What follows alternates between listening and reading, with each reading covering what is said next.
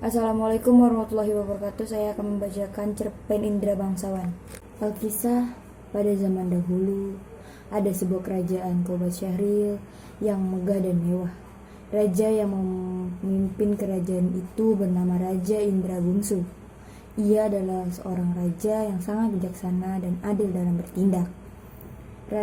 Rakyat di negeri Qobat Syahril hidup dengan aman, bahagia, dan sentosa karena sang raja selalu memperhatikan mereka. Sang raja memiliki istri yang juga baik hati dan parasnya sangat cantik. Wanita itu bernama Putri Siti Kendi. Ia juga kerap mengatur kegiatan kemasyarakatan. Rakyat pun sangat menyukainya. Meski telah hidup makmur dan sejahtera, kebahagiaan Raja Indra Bungsu dan istrinya belum lengkap, pasalnya mereka tak kunjung memiliki momongan. Wahai Adinda, sudah lama kita berumah tangga. Kanda pun merasa bahagia. Namun ada satu hal yang membuat Kanda merasa cemas. Kanda sangat ingin memiliki putra mahkota sebagai ahli waris kerajaan ini, ucap Indra Bungsu. Begitupun dengan Adinda, Kanda. Sebenarnya Adinda sangat ingin memiliki anak. Sebenarnya Adinda juga telah meminta tolong kepada tabib. Tapi Dinda tak kunjung mengandung. Setelah berpikir cukup lama, sang raja akhirnya memutuskan untuk bertanya pada penasehat kerajaan yang terkenal pandai dalam ilmu agama. Penasehat kerajaan itu meminta raja dan permaisuri memperbanyak doa dan sedekah pada fakir miskin. Setelah beberapa waktu, raja, permaisuri, dan seluruh rakyat negeri Qobat Syahril berdoa. Mereka memohon petunjuk kepada Tuhan Yang Maha Esa agar permaisuri segera memiliki momongan. Permaisuri mengandung putra mahkota. Pada akhirnya sang permaisuri berhasil hamil. Betapa bahagianya Raja Indra Bungsu dan seluruh rakyat Qobat Syahril. Mereka tak henti berdoa agar kandungan permaisuri Siti Kendi senantiasa sehat. Setelah genap 9 bulan, Siti Kendi ternyata melahirkan 2 orang anak kembar laki-laki yang sangat tampan, yaitu bernama Pangeran Syahperi dan Pangeran Indra Bangsawan. Mereka tumbuh dengan sangat baik. Sang raja pun memerintahkan guru terbaik untuk mengajarkan mereka ilmu perang, ilmu pemerintahan, ilmu bermain senjata, dan beragam pendidikan lainnya. Karena keduanya sama-sama hebat dan tangguh, sang raja pun bingung menentukan siapa yang kelak menjadi penggantinya. Setelah berpikir lama, ia akhirnya punya solusi atas keresahan hatinya. Pada suatu malam, Raja Indra Bungsu bercerita pada kedua anak tampannya bahwa ia bermimpi ada seorang pemuda yang membawa buluh perindu. Ia ingin memiliki buluh perindu itu. Oleh karena itu, bisakah kalian mencarikan buluh perindu untuk ayah? Yang berhasil menemukannya akan ayah pilih sebagai pengganti ayah, lanjut sang raja. Setelah mendengar cerita sang raja, kedua putra mahkota itu saling berpandangan. Mereka saling mendekat dan terdengar pembicaraan sesuatu. Setelah berunding secara singkat, Pangeran Indra Bangsawan berkata, "Baiklah ayah, kami berdua akan mencoba mencari buluh perindu itu." Perjalanan mencari buluh perindu. Setelah meminta restu kedua orang tua, pergilah kedua putra mahkota mencari buluh perindu bersama-sama. Mereka melewati hutan dan lembah. Sesampainya di sebuah puncak gunung, tiba-tiba datang angin topan yang sangat besar. Mereka saling berpegangan agar tak terpisah. Musibah terus-terusan datang. Kali ini kabut yang sangat tebal menghalangi pandangan kedua pangeran. Mereka saling berpegangan tangan. Malangnya hal itu membuat mereka terpisah. Pangeran Syahperi terhempas di dekat pohon hingga ia tak sadarkan diri. Sedangkan Pangeran Indra Bangsawan terdampar di dekat sebuah gua. Pangeran Syahperi. Setelah sadar, Pangeran Syahperi kebingungan. Ia melihat semua yang ada di sekitar telah porak-poranda.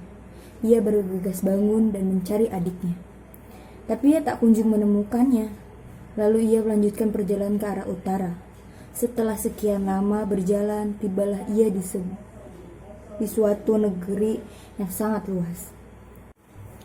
Negeri itu sangat indah, bermacam-macam pohon dan bunga tumbuh di sana. Lalu ia melihat sebuah rumah dan memutuskan untuk mengunjunginya. Pangeran Syafri lalu mengintip di setiap sudut jendela itu. Lalu ia melihat seorang perempuan yang tampak terikat tali. Lalu mendobrak pintu rumah dan menyelamatkan perempuan itu. Dengan tubuhnya yang terkulai lemas, perempuan itu berterima kasih pada Syafri. "Terima kasih Tuan, karena telah menyelamatkanku," ucap gadis itu. "Siapa yang tega mengikatmu dengan tali, dan siapakah namamu?" tanya Pangeran Syafri. Wanita itu bernama Dewi Ratnasari. Ia berasal dari kerajaan Asikin. Negeri tersebut telah hancur karena ulah raksasa. Sosok berbadan besar itulah yang mengikatnya dengan tali. Pangeran Syafri berkata bila ia akan membunuh raksasa itu. Benar saja, ketika sang raksasa datang, Pangeran Syafri langsung menghadangnya. Dengan senjata panah, pangeran itu berhasil membunuh raksasa. Dewi Ratnasari sangat berterima kasih pada pangeran. Tak lama kemudian mereka saling suka dan memutuskan untuk menikah. Putri Dewi Ratnasari lalu mengikuti pangeran mencari bulu perindu dan adiknya, Pangeran Indra Bangsawan. Pangeran Indra Bangsawan juga sama. Setelah badai topan itu, ia terdampar di balik batu. Ia juga mencari kakaknya, tapi tak kunjung bisa ketemu.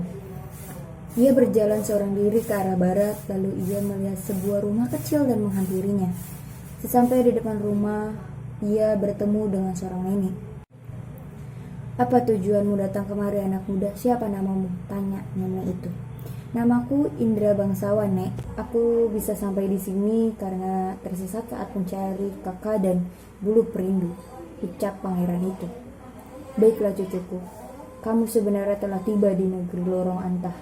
Lantas kenapa kamu mencari bulu perindu?" tanya nenek itu.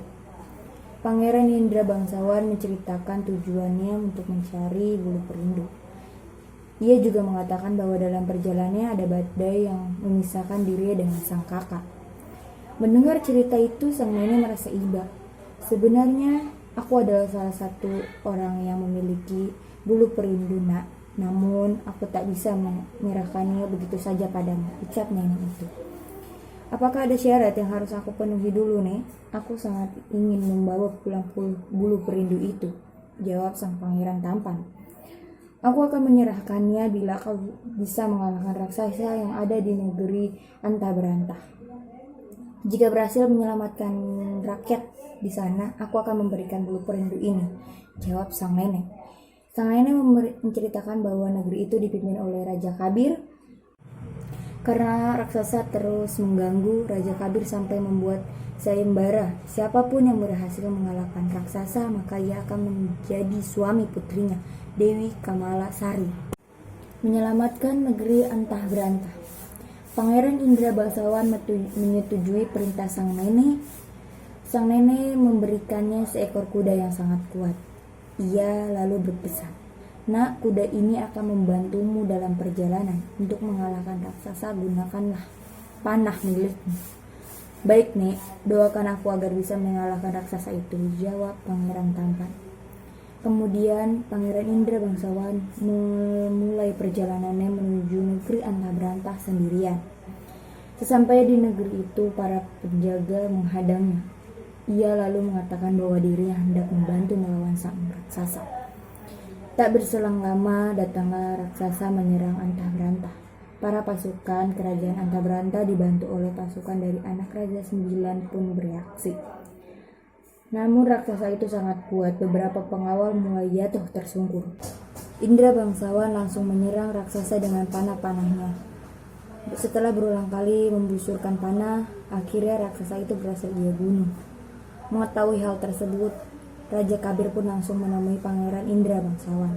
"Siapakah gerangan dirimu, wahai pemuda? Terampil sekali kau dalam peperangan. Aku berterima kasih karena kau telah menyelamatkan negeriku ini," ucap sang raja. "Nama hamba adalah Indra Bangsawan, Tuan. Hamba berasal dari negeri Kobat Seril, jawab pangeran.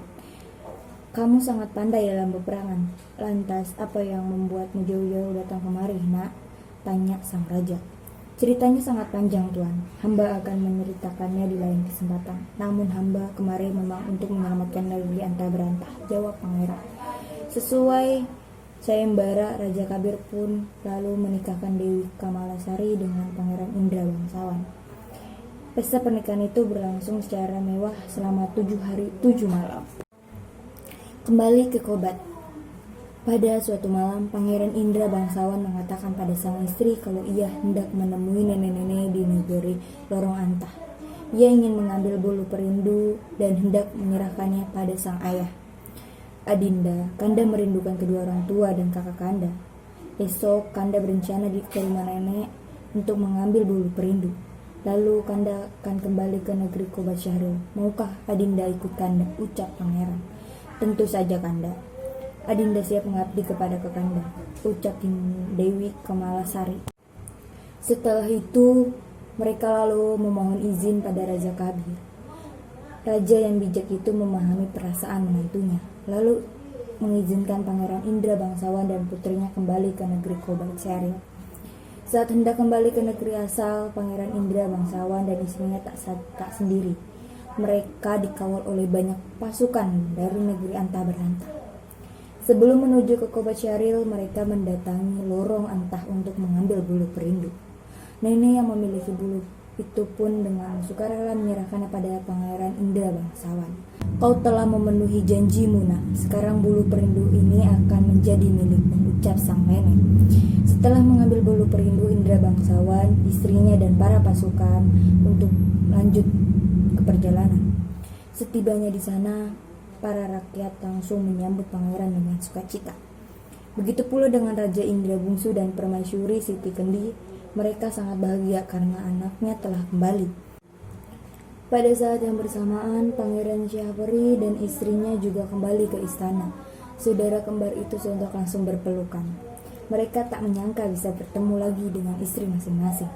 Pada saat itu pula Indra Bangsawan menyerahkan bulu perindu. Maka Raja mengumumkan bahwa Indra Bangsawan adalah penerusnya. Mengetahui adiknya berhasil mendapatkan bulu perindu, Pangeran Syahperi merasa bangga. Sekian cerpen dari saya, kurang lebihnya mohon maaf. Wassalamualaikum warahmatullahi wabarakatuh.